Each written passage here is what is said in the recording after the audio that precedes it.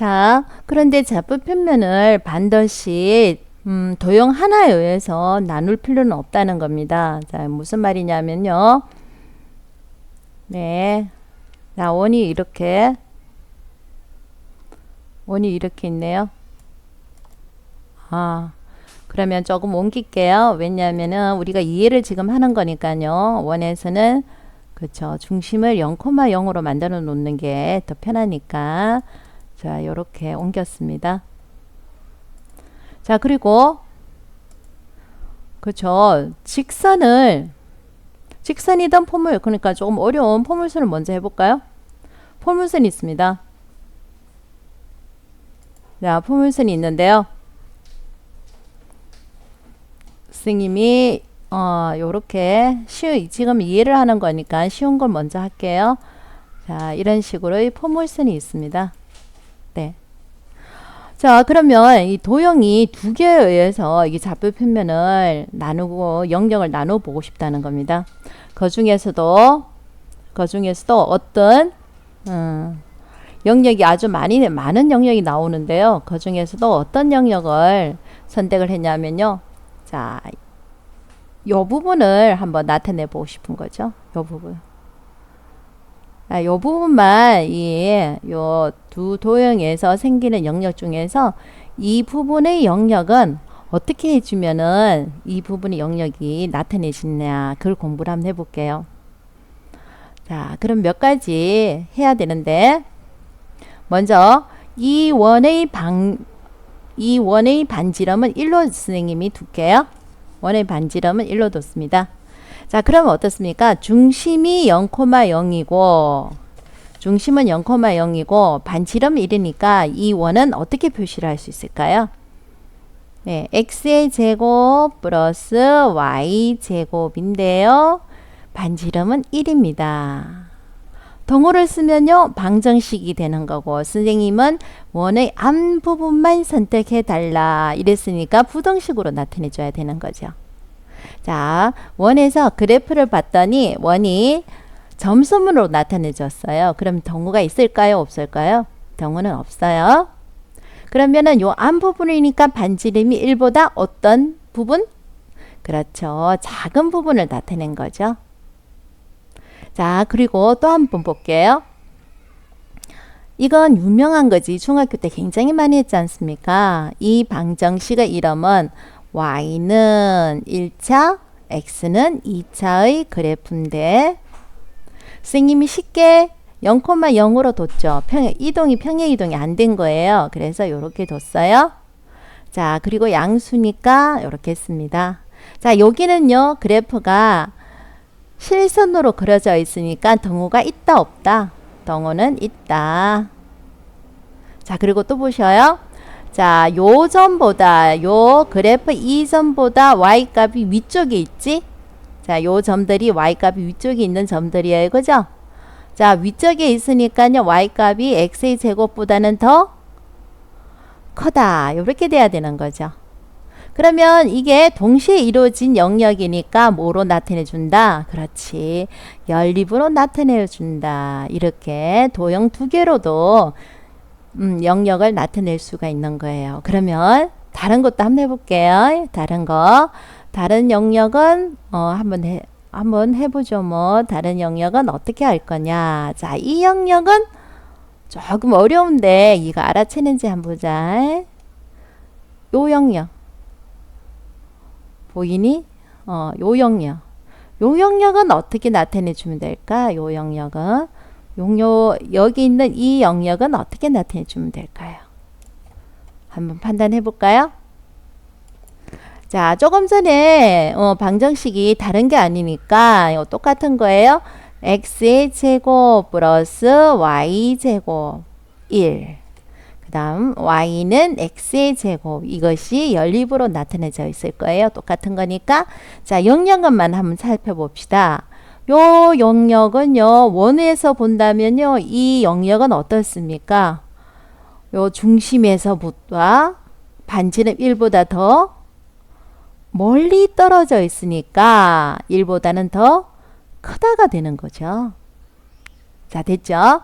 자, 요 포물선하고 요 관계도 어떻습니까? 원래는 여기 똑같은 게 요 점인데요. 요거는 요 아래 있지 않습니까? 아래 있죠. 자, y하고 x의 제곱이 똑같은 게 여기인데 여기 아래에 있으니까요.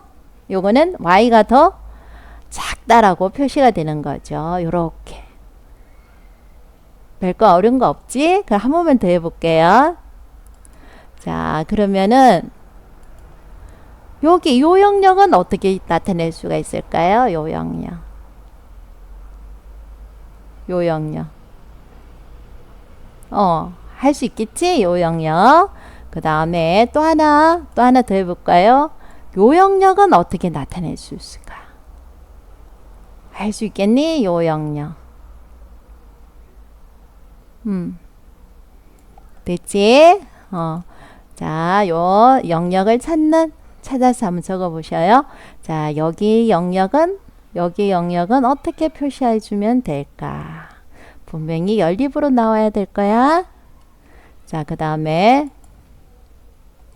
요 영역은 어떻게 나타내 주면 될까? 마찬가지 이것도 연립으로 나타내줘야 되겠지.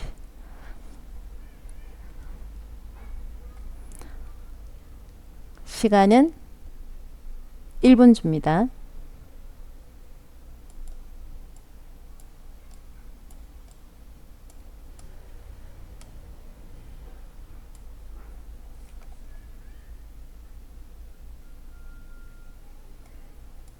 자, 예제 3번 보도록 하겠습니다. 예제 3번. 연립으로 나타내어라. 연립을 좌표 평면 위에 나타내어라 그랬습니다. 그러면 요걸 보고 일단은 그래프를 어떻게 그려야 되는지부터 판단해야 되는 거죠. 자, x도 1차, y도 1차. 그래프의 형태는 뭐로 나타내진다? 그렇지. 직선으로 나타내어질 거다. 자, 직선이 됩니다. 그럼 직선의 방정식을 먼저 한번 적어볼게요. 직선의 방정식은 y는 마이너스 x 플러스 2가 되네요. 자, 요거는 어떻습니까? x도 제곱, y도 제곱이니까 도형이 어떻게 나타내진다? 원으로 나타내진다. 요 정도는 감 잡아야 되는 거예요. 자, 그러면 어떻습니까? 그래프를 그리는데 둘 다 동호가 있네요. 둘 다 동호가 있으면은 점선, 실선. 그렇죠. 점선으로 그래프를 그려볼게요. 일단 점선으로 그래프를 그립니다. 자, 요거 조금 옮길게요. 0,0을 지나야 되니까요. 원의 중심이 0,0이니까요. 조금 옮겨 놓을게요. 자, 그 다음 이 그래프를 한번 그려보겠습니다. 자, 요것도 동호가 있으니까 실선으로 그려줘야 되는 거죠. 네, 플러스 2, y좌표는 플러스 2고요. 기울기는 마이너스니까 선생님이 그래프를 이렇게 그래프를 그려 놓을게요. 자, 그런데 이 도형은 이렇게 그렸는데 연립에 의해서 이 영역이 어떻게 되는지 한번 나타내어 보라는 거죠. 어떻게 될까요? 자,